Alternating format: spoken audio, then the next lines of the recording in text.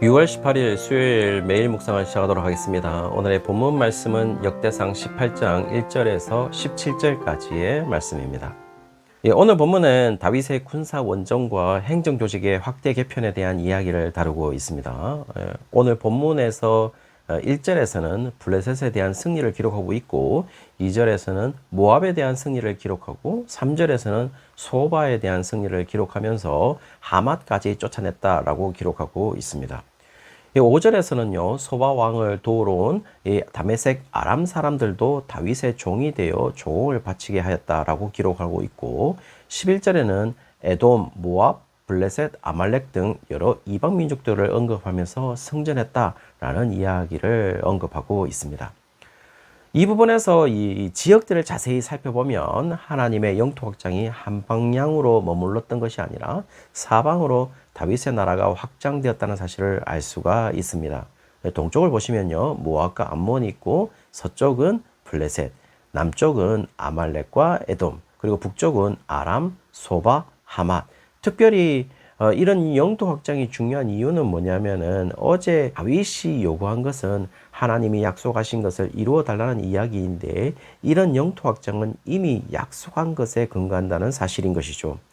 그것은 어디에서 근거하냐면은 아브람과의 약속이 있는데요. 창세기 15장 18절에서 나타나는데요. 거기에 보시면 그날에 여호와께서 아브람과 더불어 언약을 세워 이르시되 내가 이 땅을 애굽 강에서부터 그 큰 강 유브라데까지 네 자손에게 주노니 라고 기록하고 있고 이것을 다시 모세가 확인을 하는데요. 신명기 1장 7절에서도 나타나고 있습니다.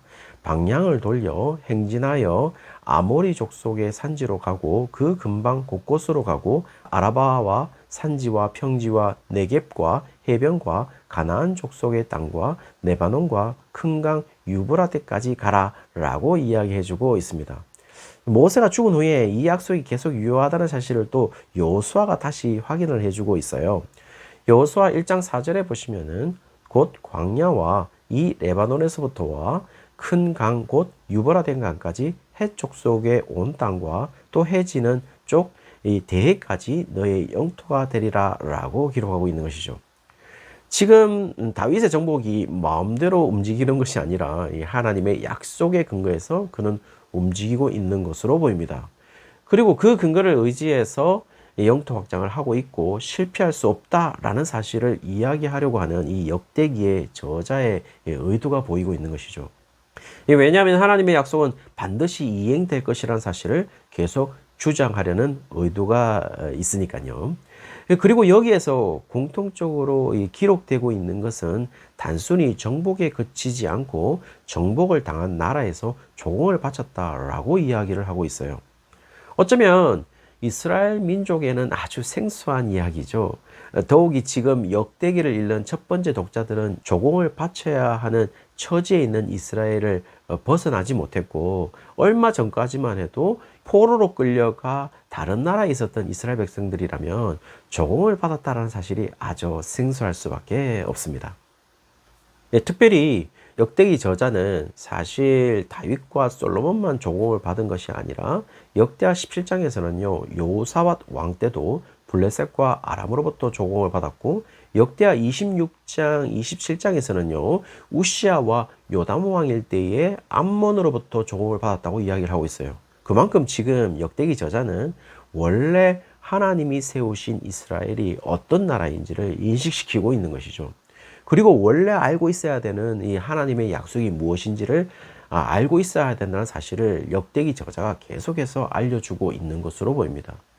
그리고 이야기하는 것은 아주 간단합니다. 그들이 강하다고 이야기할 수도 있겠지만 그들은 원래 이스라엘에게 조공을 바치던 나라였다라는 사실을 잊지 말 것을 이야기하면서 이스라엘이 어떤 상황에서도 의지해서는 안 되는 나라들이다 라는 것을 이야기해 주고 있죠.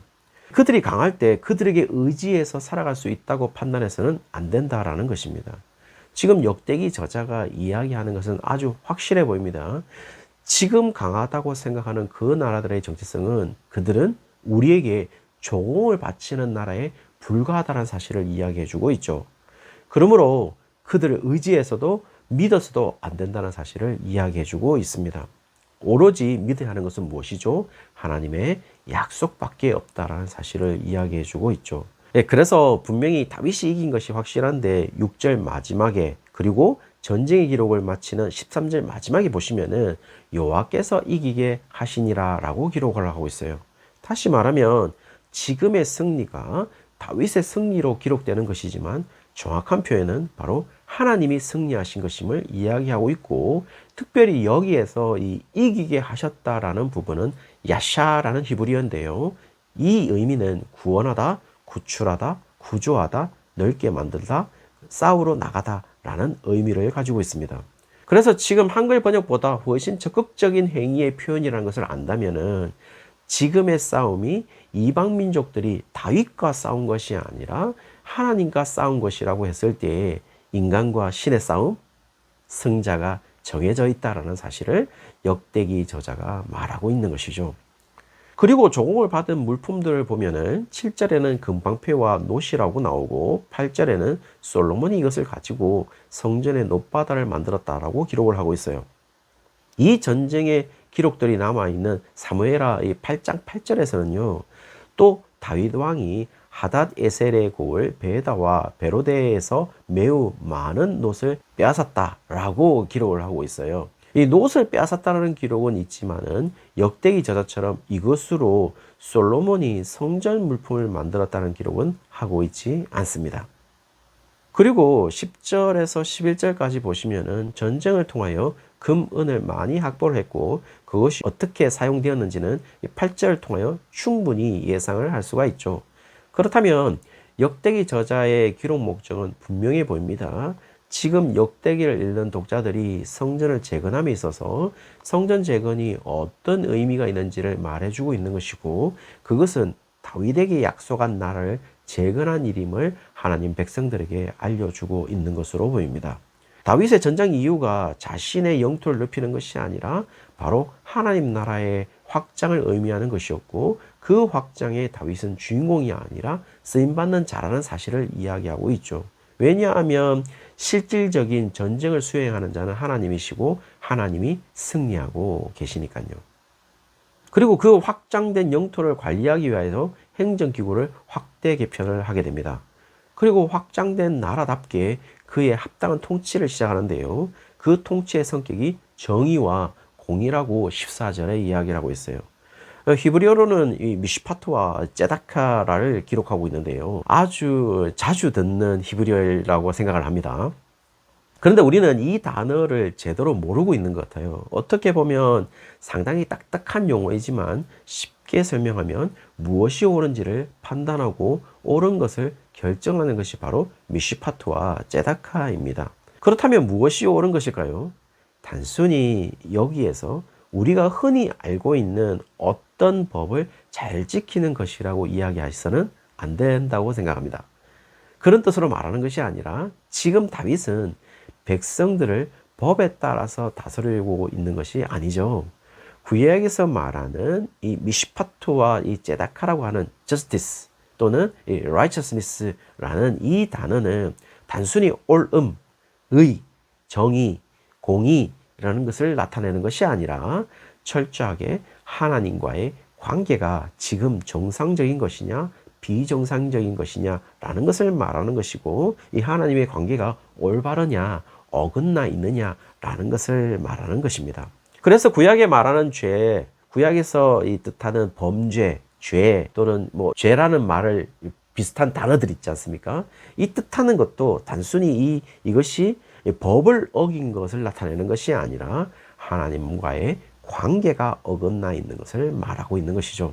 따라서 지금 다윗은 백성들을 하나님과의 관계를 정상화시키고 있고, 그 관계성을 정상화함에 있어서 나라를 운영하고 있다라는 사실을 보여주고 있다는 것입니다. 그리고 그것이 바로 회복이라는 사실을 말해주고 있는 것이죠.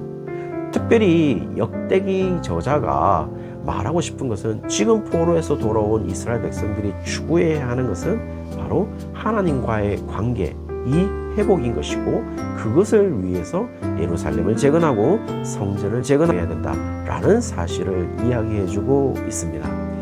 사랑하는 성도님들, 지금 우리는 하나님의 관계가 어떻습니까? 조금 더 정말 1차원적으로 한번 질문해 볼까요?